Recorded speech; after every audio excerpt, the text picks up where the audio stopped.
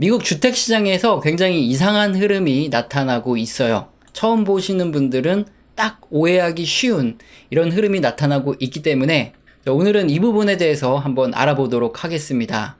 이 그림이 뭐냐면 NAHB 그리고 웰스파고가 공동으로 조사하는 미국의 주택시장 상황 지수라는 겁니다. 이 지표가 뭔지 좀 이따 자세히 설명드리고, 일단 차트를 보면 최근에 바닥 짚고 뭔가 반등하는 이런 흐름이 나타나고 있어요. 조금 세부적으로 살펴보면 이 지수 같은 경우에는 50을 기준으로 50보다 위에 있다 그러면 다수 업체들이 현재 그리고 향후 전망이 좋습니다 라고 말해주는 이런 심리 지표예요. 반대로 50 이하로 떨어진다 그러면 현재도 안 좋고 앞으로도 안 좋습니다. 자, 이렇게 설문조사가 나오는 이런 소프트 데이터라 그럽니다. 이런 심리 지표 데이터인데 최근까지 50 이하로 계속 떨어지고 있다가 갑자기 50으로 치솟아 올랐어요. 지금 미국에서도 고금리 때문에 주택 대출을 받으려고 하면 굉장히 높은 금리를 지불해야지만 대출을 받을 수 있어요. 그런데 미국은 지금 고금리에도 불구하고 주택 경기가 다시 살아나는 걸까요? 미국의 경기가 회복한다는 강력한 신호다, 뭐 이런 분석을 하는 곳도 있는데 그게 정말 사실일까요? 오늘 내용을 보면 다 이해가 되실 겁니다. 우선 NAHB 주택시장지수란 게 뭐냐? NAHB가 주택건설협회라는 뜻이에요. 근데 여기에 900개 이상의 회원들, 회원사를 대상으로 웰스파고와 공동으로 설문조사를 진행을 합니다. 아무래도 회원사들이다 보니까 좀 호의적으로 설문조사를 응해주겠죠. 어떤 부분을 설문조사를 하냐? 현재 신규 주택 판매 현황은 어떠냐? 그리고 향후 6개월 이때 주택의 시장이 전망이 어떠냐? 뭐 잘 팔릴 것 같냐? 안 팔릴 것 같냐? 이런 거고, 그리고 향후에 주택 구매, 이 대기하고 있는 이 트래픽, 얼마나 많은 사람들이 수요를 가지고 있냐, 살 거냐 말 거냐 이런 전망을 조사를 합니다. 그래서 향후 주택 경기를 확실히 예상해 볼 수 있는 지표 중에 하나예요. 소프트 지표, 이 심리 지표가 보통 이 현실 지표죠. 조금 이따 설명드리겠지만 착공, 뭐 허가 지표 이런 것들은 실제로 나온 그런 지표들인데 이 지표 하드 데이터에 선행을 합니다. 우선 세부 지표들을 점검을 해 보겠습니다. 이 NAHB 주택시장 지수는 세 가지 지표를 종합한 건데 현재 주택 판매가 어떠냐 요 지표를 보면 2021년 보면 거의 뭐 90 정도까지 이렇게 쭉 올라가지고 80, 90을 유지하고 있다가 갑자기 2022년이죠. 작년 말에 거의 뭐 36까지 떨어집니다. 언제부터 떨어지는 거죠? 2022년 기준금리가 너무 급속도로 인상되고 나서부터 갑자기 이렇게 주택 판매 상황이 안 좋아지다가, 그렇다고 최근에도 금리가 뭐 떨어지는 건 아님에도 불구하고 2023년 초 저점을 기준으로 스물스물 올라서 56까지 올랐어요. 현재 주택 판매 상황. 그래도 어느 정도 개선이 돼 가고 있다 이렇게 응답하는 사람들이 많아지는 거고요. 그러면 향후 6개월 내에 주택 판매 상황은 어떨 것 같냐? 이런 설문 응답에 마찬가지입니다. 2021년, 22년처럼 이렇게 엄청나진 않은데 2023년 초에 37까지 이렇게 굉장히 안 좋게 떨어졌다가 57까지 꽤 많이 올랐어요. 주택이 향후 6개월에도 그래도 적당히 잘 팔릴 것 같습니다. 이런 응답이 나왔다는 거죠. 왜 이런 응답이 나왔는지는 세 번째 지표 보고 설명을 드릴게요. 그럼 향후 뭐 6개월 미래에 주택 구매 수요가 몇 명이냐, 어느 정도 되냐, 요 지표를 점검을 해보면 높지 않습니다. 한창 2021년, 2022년 요때 거의 70까지 올라갔던 이 지표가 2022년 말에 20까지 떨어졌다가 지금 이제 33이에요. 이게 드라마틱하게 올라오진 않고 있어요. 한마디로 주택을 구매할 사람은 생각보다 많이 늘지는 않는다는 거죠. 자, 그렇다면 이 지표들이 뭔가 모순되지 않습니까?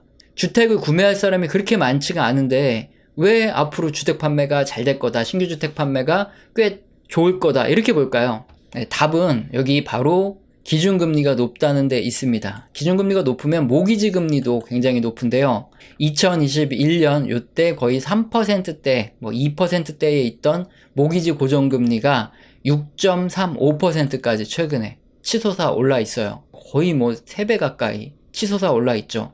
이런 상황은 어떻게 되냐?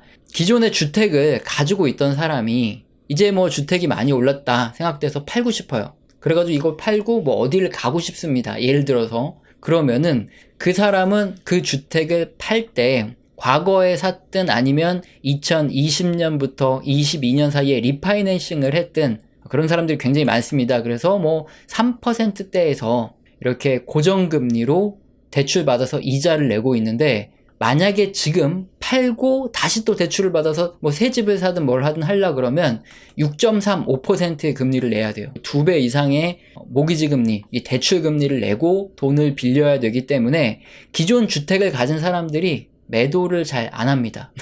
기존 주택이 뭐 쓸만한 집들은 잘 안 나온다는 거예요. 뭐 경매 받거나 아니면 뭔가 문제가 있어서 나와가지고 수리를 많이 해야 되는 거, 요런 거 외에는 기존 주택 매매가 잘 안 되니까 일단 파는 사람이 있어야지 매수를 할 사람이 있을 거 아니에요. 그렇다면 기존 주택을 일단 매도할 물량이 많이 나오지 않다 보니까 일단 매수할 사람이 있으면은 어느 정도 잘 사겠죠. 절대적인 수요가 이렇게 적음에도 불구하고 공급도 워낙에 기존 주택에 적으니까, 그러니까 당연히 공급은 또 어디로 몰리죠? 신규 주택.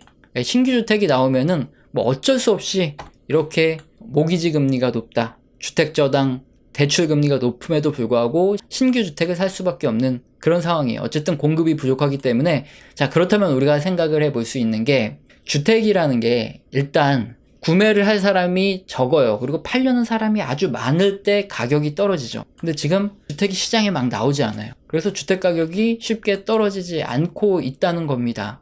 이게 바로 이 지표들에서 나타나는 거예요. 특히나 여러 가지 요인들을 한번 살펴보면, 일단 2021년, 2022년 사이에 기준금리가 올라간다는 소리가 굉장히 많았어요. 그럼 이게 ARM이라 그래서 이거는 변동금리 모기지라 그러고, FRM, 이거 픽스한 거죠.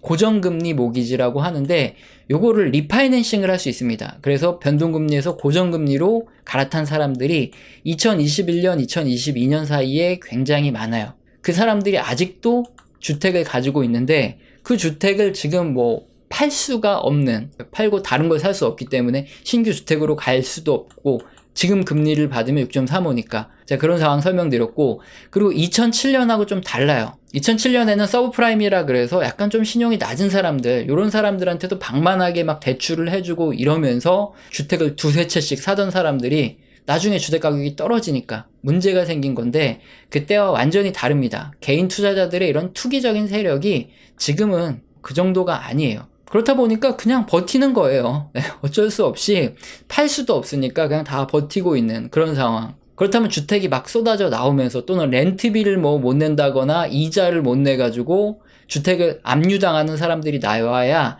시장에 주택이 막 쏟아질 텐데, 근데 당분간은 좀 어렵다고 봐요. 왜냐면 지금 미국의 고용 상황이 워낙 좋아서 사람들이 일자리도 풍부하고 그 돈을 받아서 월세를 내던 뭐 대출 이자를 내던 다 이자를 내면서 버틸 수가 있는 상황이에요. 그러다 보니까 주택 가격이 빨리 떨어질 가능성이 점점 줄어드는 이런 이슈가 바로 이 경제 지표에서 나타나고 있다는 겁니다. 그러면 문제가 되는 게 뭐죠? 최근에 물가가 굉장히 많이 올라서 높은 금리가 계속 유지되고 있어요. 물가가 빨리 떨어져야지만 어쨌든 금리를 내릴 텐데, 서비스 물가와 상품 물가 중에 서비스 물가가 계속 올라가고 있단 말이죠. 이게 가장 큰 문제인데, 그럼 서비스 물가 중에 뭐가 가장 큰 문제냐? 주택 및 유틸리티, 즉 주거비 물가가 굉장히 큰 영향을 주고 있단 말이죠. 주택 가격의 하락 속도, 뭐 임대료의 하락 속도가 빠르지 않을 경우에는 금리가 빨리 안 떨어집니다. 인플레이션이 여전히 심하기 때문에.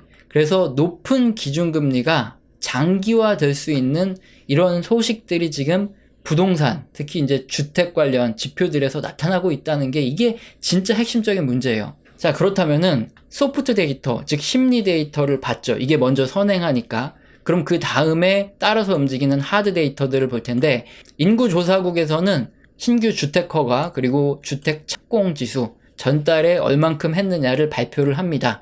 거의 두 가지 지표가 유사하게 움직이는데, 신규 주택 허가, 착공 모두 뚝 떨어지다가 최근에 조금 반등하는 흐름, 아까 보여드렸던 NAHB 주택 시장 지수와 거의 유사한 흐름이 나타나고 있죠.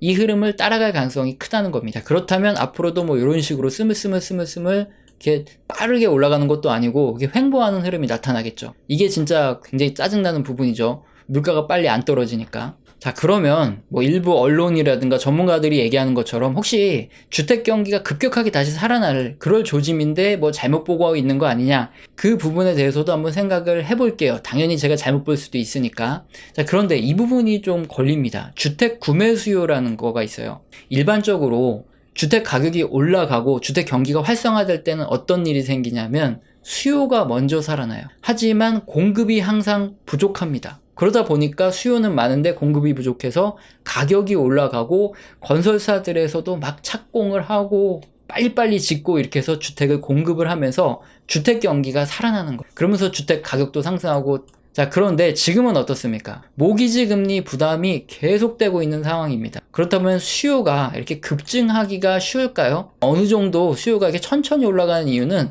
역시 답은 모기지 금리가 워낙에 높기 때문에 이런 흐름이 나타나는 거죠.